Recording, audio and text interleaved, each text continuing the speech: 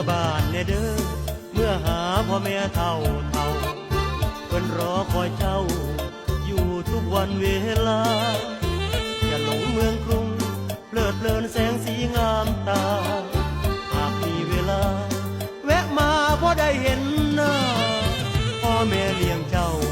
ดูแลแต่น้อยจนใหญ่ส่วนว่าหัวใจบ่เคยบังคับลูกหลานสิสัวหรือดีบ่ได้เห็นน้ำย้ำอยู่ห่างตาแต่ก็บ่ว่าเป็นหยังมากับลูกคือเก่าเสียตัวสิมีลูกมีผัวกี่คนเนื้อหนังตัวตนมันก็ของเจ้าเฮ็ดหยังลงไปผิดถูกให้ลูกเบิ่งเอาอกหักซึมเศร้าเงินเฮาก็ยังมีอยู่เมื่อบ้านแน่เด้อ